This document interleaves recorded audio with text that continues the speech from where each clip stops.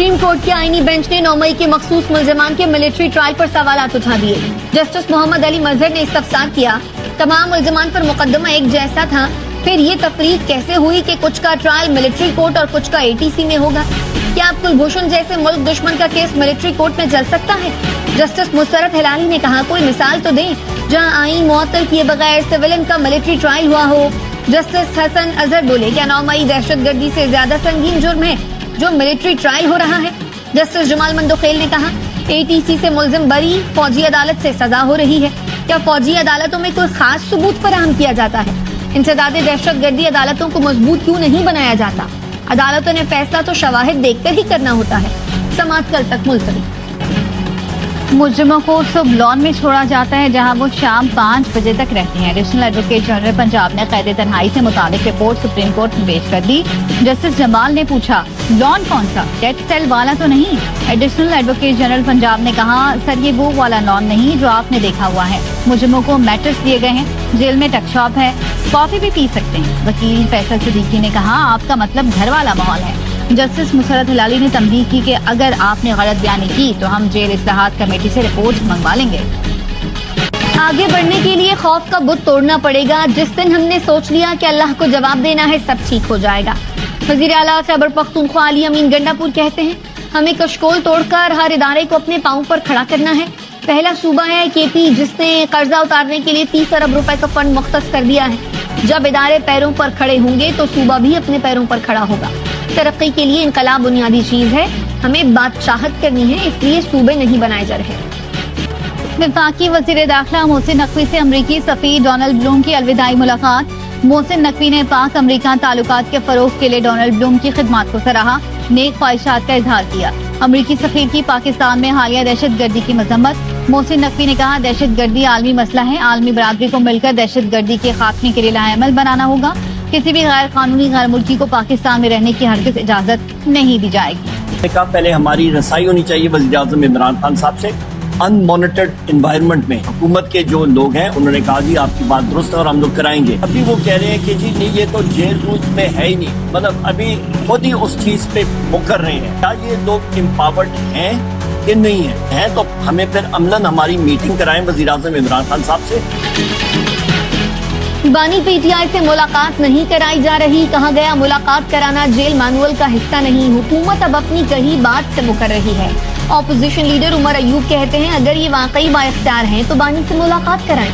शौकत यूसुफजई का कहना है, मुज़ाकरात के नाम पर ढोंग रचाया जा रहा है, मुलाकात ना कराई गई तो मुज़ाकरात खतरे में लग रहे हैं।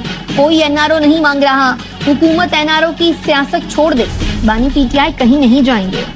इस माह के आखिर तक कैप्टिव प्लांट्स का मामला हल हो जाएगा। घरेलू सार्फिन के लिए बिजली 4 रुपए तक सस्ती हो चुकी। वजीर तवानाई अवैस लकारी की कौमी असम्बली की कायमा कमेटी तवानाई के इजलास में गुफ्तगू। कहा, आइंदा 5 से 7 साल में के इलेक्ट्रिक का 500 अरब रुपए मुनाफा मांगा जा रहा है, हमारे ख्याल में ये नाजायज है। वजीर आला KP के साथ 4 मुलाकातें हुई। उनकी ख्वाहिश के मुताबिक सबसे ज्यादा चोरी होने वाले फीडर्स पर बिजली खुली छोड़ी। इंतजामिया ने मदद नहीं की, कुंडे नहीं उतरवाए, 6 अरब का इजाफी नुकसान हुआ।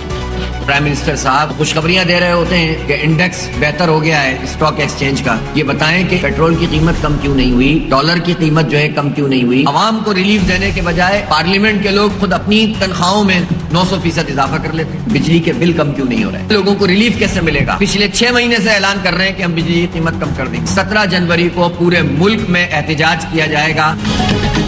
बिजली की कीमत कम नहीं हो रही, अवाम के मुंतखब नुमाइंदे अपनी तनख्वाहों में होशरुबा इजाफा कर रहे हैं। जमात इस्लामी का 17 जनवरी से मुल्कगीर एहतजाज का ऐलान।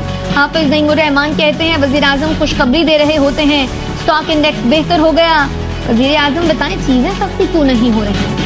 अकाउंट में इस वक्त जैसे अभी सरप्लस है और गोइंग फॉरवर्ड भी ये रेमिटेंसेस का लेवल इंशाल्लाह हमारी पूरी कोशिश से मेंटेन रहेगा और कुछ हमारी एक्सपोर्ट्स भी मजीद पिकअप कर रही हैं। Governor state bank Jamil Ahmad का FTCCI का दौरा। ताजरों से खिताब में कहा, स्टेट बैंक की तरफ से इम्पोर्ट पर कोई सख्ती या पाबंदी नहीं। करंट अकाउंट 1.2 अरब डॉलर सरप्लस है, डॉलर की दस्तयाबी का भी इशू नहीं। सदर FTCCI आतिफ इकराम शेख ने कहा, पाकिस्तान में सरमायाकारी के बेहतरीन मौके हैं, स्टेट बैंक को मकामी सनत के फरोग को तरजीह देनी चाहिए। PTI मुज़ाकराती कमेटी को बानी से मुलाकात कराने की यकीन दहानी करा दी थी तो पूरी करनी चाहिए थी। अलबत्ता कमेटी का कोई रुकन मुलाकात कराने के लिए जिम्मेदार नहीं।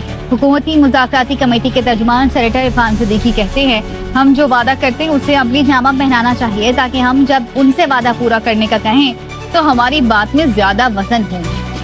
बानी से मुलाकात कराना मैंडेट है न जिम्मेदारी, मेरा काम मुज़ाकरात में सहूलतकारी है। PTI की तनकीद पर स्पीकर कौमी असम्बली सरदार अयाज सादिक का जवाब, कहा स्पीकर ऑफिस से राब्ते पर मुस्बत जवाब न देने के बयानात अफसोसनाक है।